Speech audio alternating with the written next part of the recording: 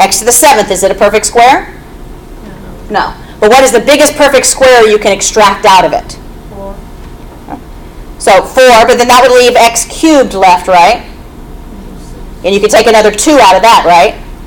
Yeah, so you want the biggest, in the case of a square, you want the biggest even number that's less than 7. Yeah, so if you've got, with squares, if you've got an odd number, just take 1 less. And then over here, anything that's left over should have an exponent that's smaller than the index. Anytime an exponent is smaller than an index, it can't be broken up. But if it's the same size or bigger than the index, then you could break it up more. Because we could change this to 5 and 2 or 4 and 3, but then we'd have too much left over. Okay? So if it's an odd, just do 1 less and then put the leftover 1 over here. Y to the 8th. Perfect square? Yeah, it's an even number. It can be broken into 2 groups. So the entire thing goes over here. There's no leftover y's. Okay. So we didn't have to do that step here because we recognized everything's a perfect square, so we went right to breaking it up. But here we sorted, and now the left-hand side, if we sorted correctly, the left-hand side will be able to be rooted and released, no more radical. And this will be the leftover bit trapped. So my next step is to root and release the left, and trap, with the product rule, trap this under the radical. So I've got a square root, and I've got a 9, an x, and a y that all have to be squares. And then by the product rule, I can go ahead and break this up. And this would be 10x. Make sure it has the same index. I don't have to write the 2 in there. It is. I can write it if I want to, but I don't need to. Just make sure when you do cubes and stuff, you put the index there. So product rule, let me break off the leftover bits, and that's going to stay locked up. This is going to get rooted and released. Make these true. Check by the product rule. 6, 8, check. 9. Root and release. 3. X cubed, y to the 4th.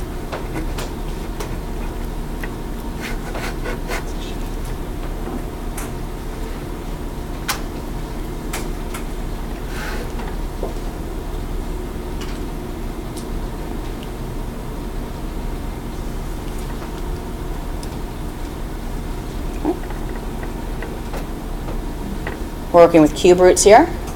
So ask yourself, perfect cubes. And if even one of the elements is not, then first do your sorting step. You've got a coefficient on the outside. It just gets dragged along for now.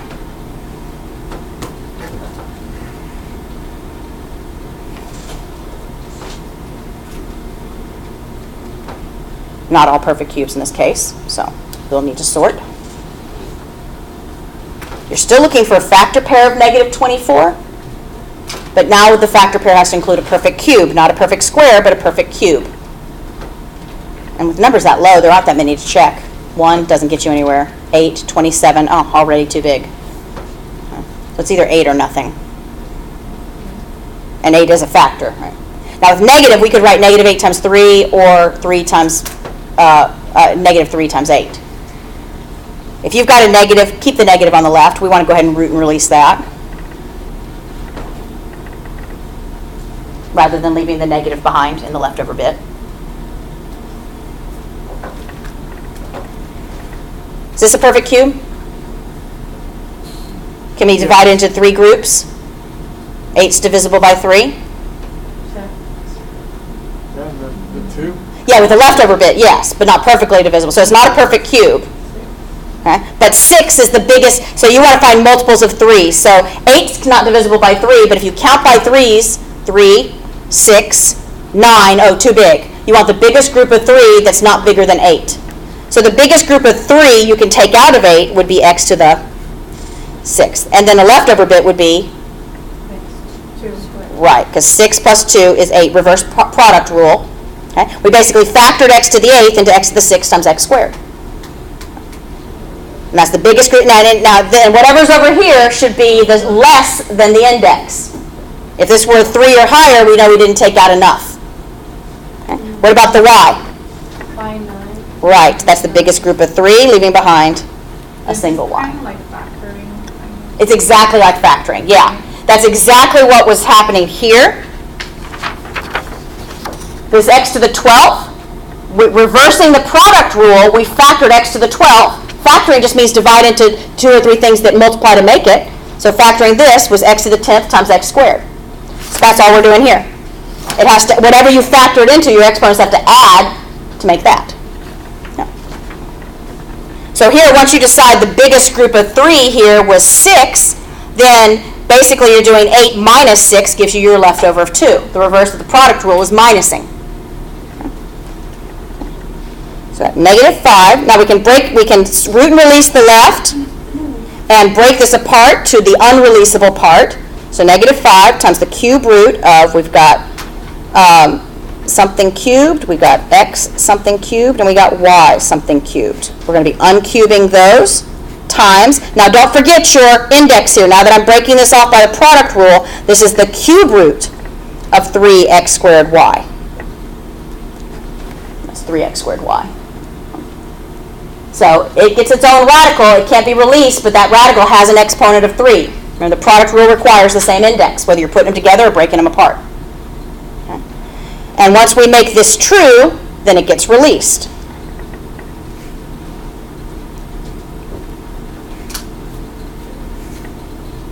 And double check. Yeah, negative 8, check. X to the 6, y to the 9th. Reverse product rule, power it back to check your work.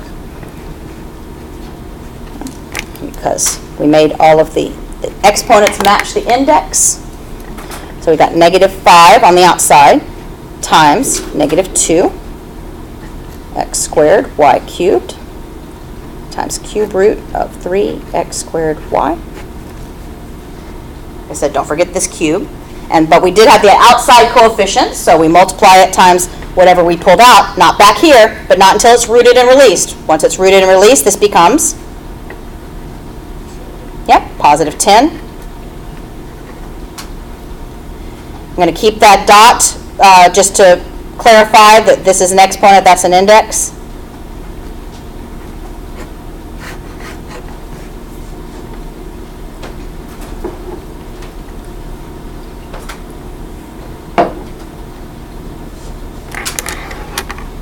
Okay.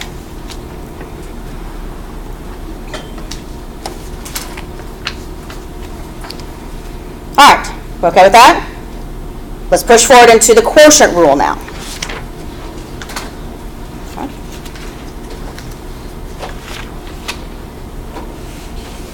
So, our quotient rule for radicals, and this is still in 11.3, looked at the product rule. The quotient rule for radicals.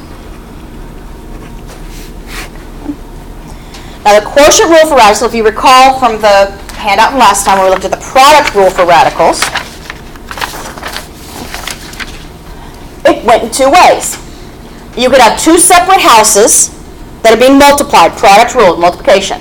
2 separate houses, as long as they have the same index, you can multiply them instead of separate houses, you can multiply them under one house that keeps that index. We call that multiplying radicals. And you can also reverse that. If you have one house, you can break whatever that radicand is up into 2 separate factors and multiply them separately under 2 houses. The 2 houses have the same index, that's what we were just doing now. Okay. That's when you have something you can end up root and release on the left, but then you have the leftover bit on the right. So it allows you to simplify. The quotient rule is the same idea. We can go in both directions.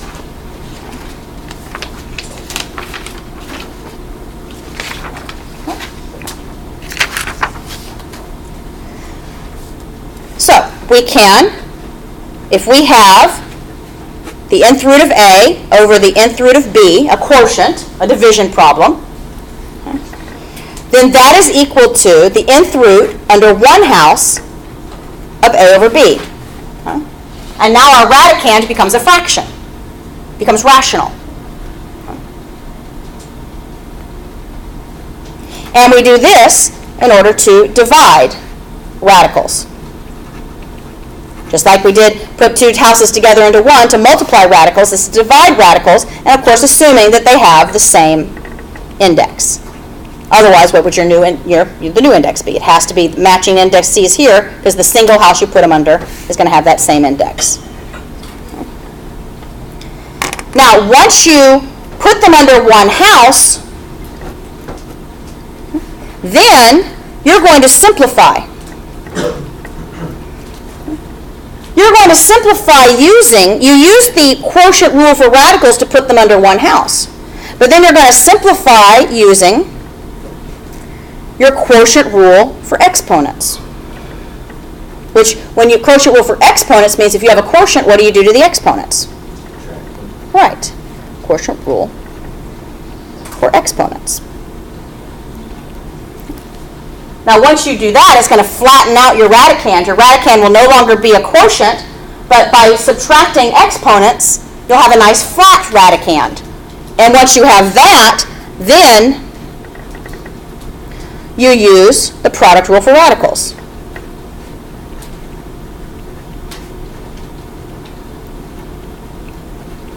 Which is exactly what we were just doing. Product rule for radicals let us simplify these. So when we put it under one house, we simplify that, we flatten it out using our quotient rule for exponents, subtract exponents of like bases, and once it's flat, then we use our product rule for radicals to finish simplifying it. So there's a couple of examples.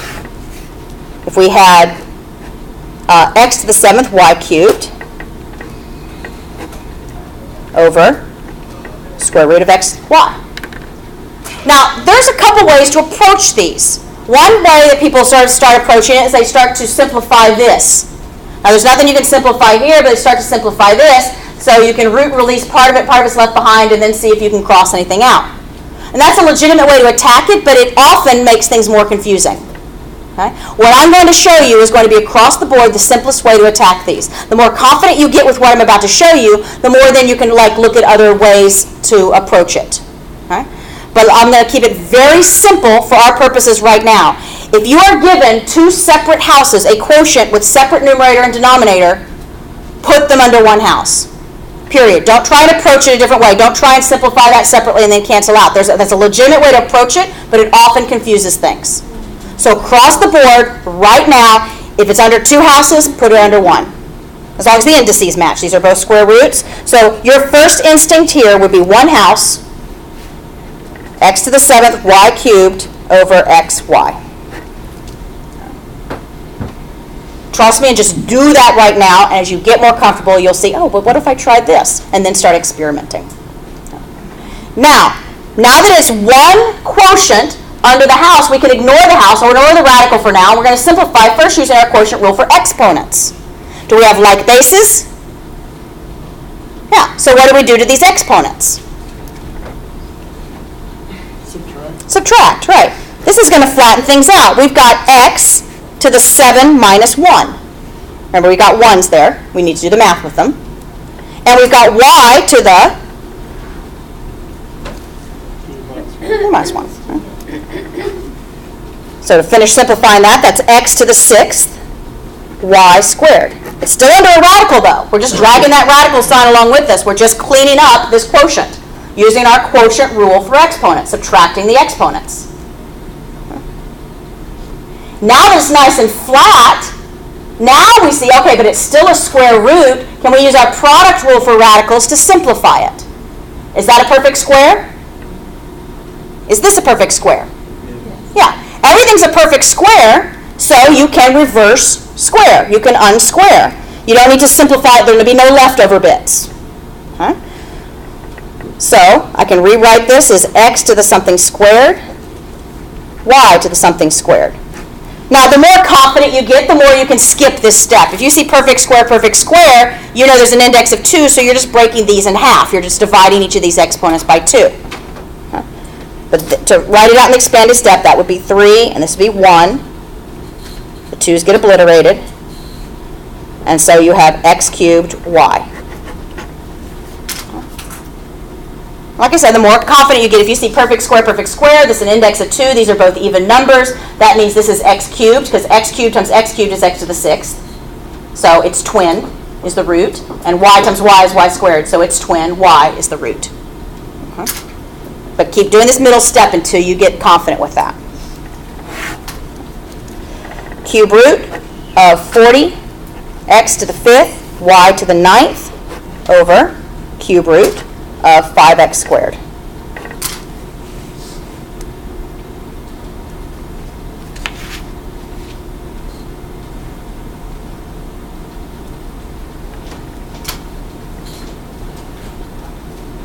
And I'm also going to do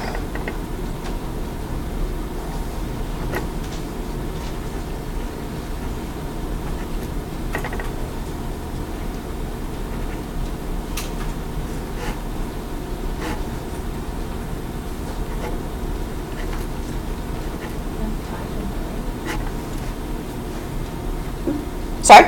Is that a x5 and y9? x5, y9, yeah.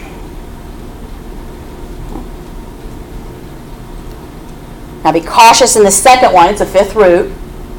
Still use the same quotient rule, put them under one house, but be careful because remember our exponent rules, we're doing what to the exponents once we get it under one house? And what if one of our exponents is negative? Right, because this is not 3 minus 7. This is 3 minus negative 7. Very common exponent rule mistake. Quotient rule says subtract, but if you're subtracting a negative, that actually means add. So you have to be clear on your integer rules as well.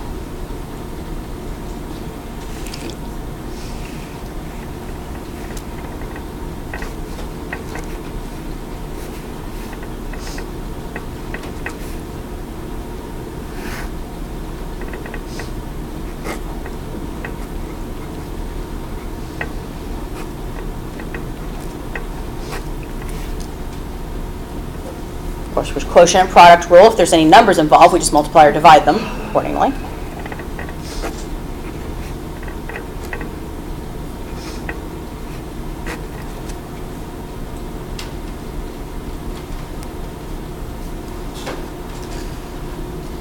Oh, sorry. 9, yeah. There's no y on the bottom, so that just stays y to the 9th.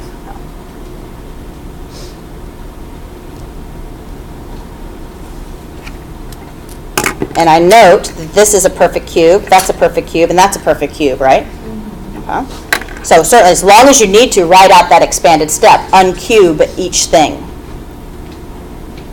And especially if there's going to be leftover bits, I definitely still write that out, so I don't lose track of my leftover bits. But if I see it's everything is a perfect, square or perfect cube, then I know there's no leftover bits, so I'm not going to get lost with anything left behind. I just think, okay, cube root 8. Cube root x cubed, 3 divided by 3. Mm-hmm. And cube root y to the 9th, 9 divided by 3. And if you still, that's not a problem to write the expanded step. The expanded step would be cube root of something cubed for the 8, x something cubed, y something cubed. Make that true. 2, 1, 3. All the 3's obliterate because they were all perfect cubes, leaving behind 2, x to the 1, y cubed. You get to the same place. And as long as you need to, just write out that step. And I definitely recommend writing out, if you've got the leftover bits, do your sorting step before you root and release and keep your leftover bit. Questions on this one? Sorry? I was able to finish the homework. I'm just trying to remember how I did it to where when there was like extra on top, Mm-hmm. then with that, and then on the bottom, Mm-hmm. it was like just 2x. It was like one of the last 2 questions. Okay. I was able to solve it, but I don't remember. Okay. Well, look at it. Having done this now, make sure you look at it again. Okay. And then we can go over. Yeah. If you're still confused why you got it right. A lot of times you move ahead in the homework and you end up getting things right. This happens a lot, but you're not really sure why. Okay? That's fine. Once we cover it in class, go back. Even though you got them right, go back and revisit them. And make sure you understand why you got it right. I mean, that's the whole point of homework. So, yeah, definitely revisit these. Let me know if there's still a question on it or if you answer your own question. Okay, so this would be the 5th root under one house.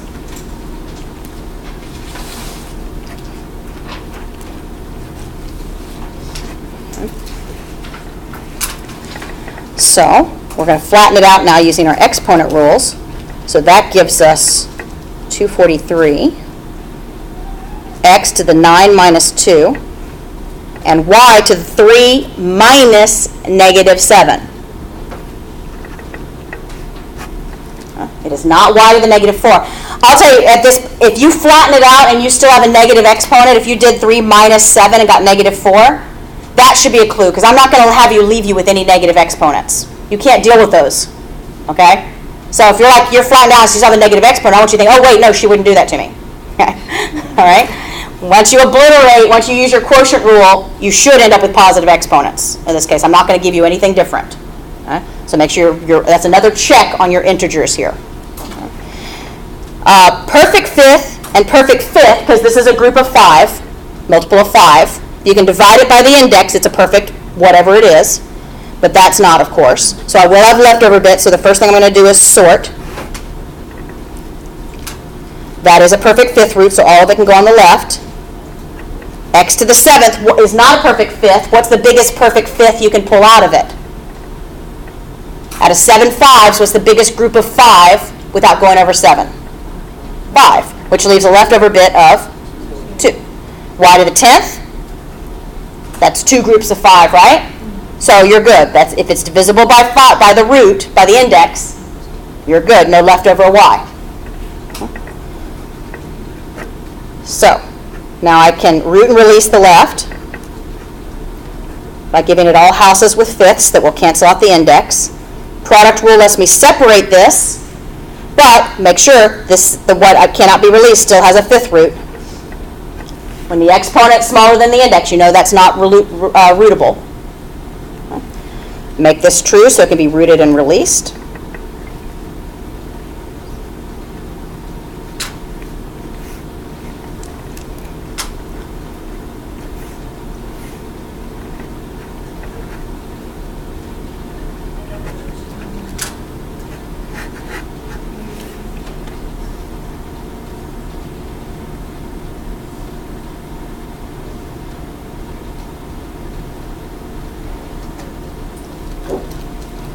Remember, this is all inverses, so you can always check your work by going in the other direction.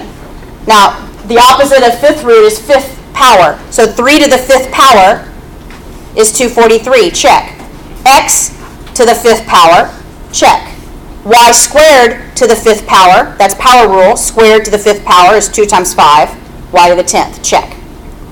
And then you still also have the 5th root of of x squared, the leftover bit. Good? Okay. Now going in the other direction with the quotient rule is to start with a quotient and break it up into 2 houses.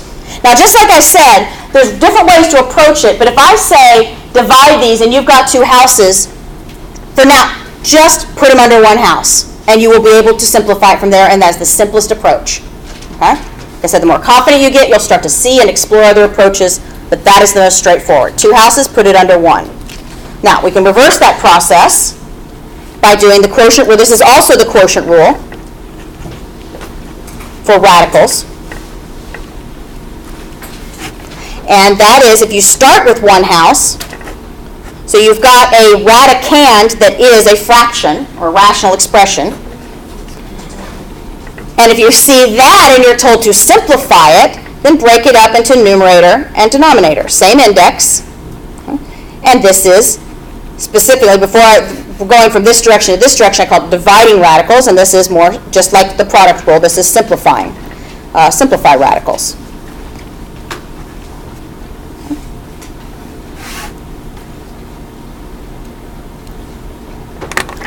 So an example of there might be square root of x over 16y squared.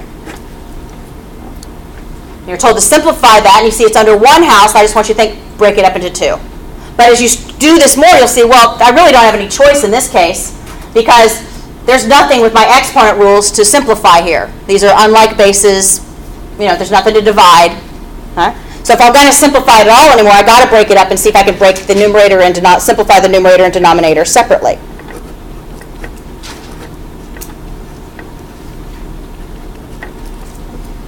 Now, Can I do anything with that square root of x? No. This is just square root of x. What about here? Perfect square? Perfect square? Okay. I'm not going to have any leftover bits on this one, so I can just go ahead and square root both parts. Square root of 16 4. and square root of y squared. Y. Okay. Now certainly you can write it expanded. That's a square there, so something squared, y, something squared, and whatever's here, that would be a 4y. Okay. That's the expanded, so you know you can cancel out your 2's. Do that as long as you need to, but the more you can see, oh, if everything's perfect squared, just make sure you root and release everything. No more radical. And that's it.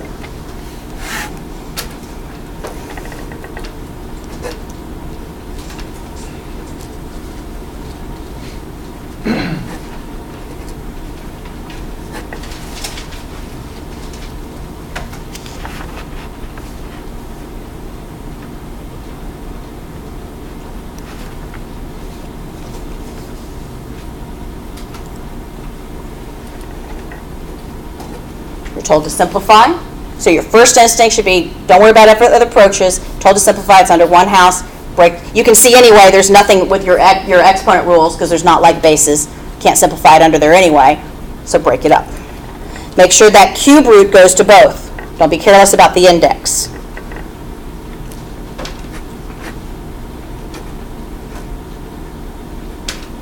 So whenever you can't do anything together, you break it up? Yes. That's what- Mm-hmm. And for now, you can be confident that if I give you something under one house, there's nothing you can do underneath. Go ahead and break it up. Okay? That's not as in real life. It gets more complicated. You know, it's like there's multiple approaches, etc. For now, I just want you to be very confident with the rules. If it's under one house, break it into two. Simplify completely.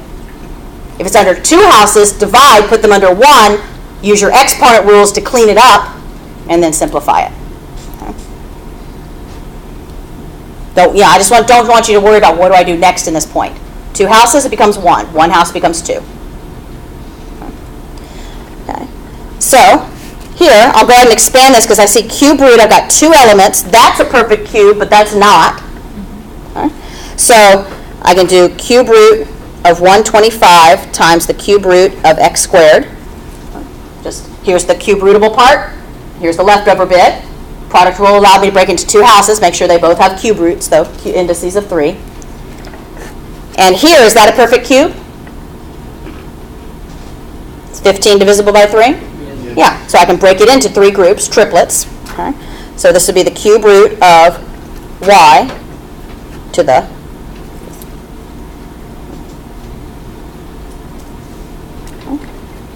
cube root of 125. That's no longer radical 5. Remember, once it's a perfect cube, you root and release it, the radical's gone. One of the most common mistakes I see is people rooting something but not releasing it. Okay? So you hear me repeat this. You're not going to see this in the book. It's not technically a math. Root and release. That's the thing I'm saying it for a reason. One of the biggest mistakes I see is people root but don't release. Okay? Once it's rooted, radical's gone. Leftover bits stay locked up. Root and release. This is a leftover bit. Cube root, the exponent smaller than the index, so it is locked up, cannot be released. And on the bottom, root and release. That is not cube root of y to the 5th. It got rooted and released. Not just rooted, but released. No more radical. Then you see if there's anything you can cancel on top. But remember, nothing that is under a radical can be canceled with anything that is not under a radical. There's nothing to cancel here anyway, but sometimes there is. But if it's under a radical,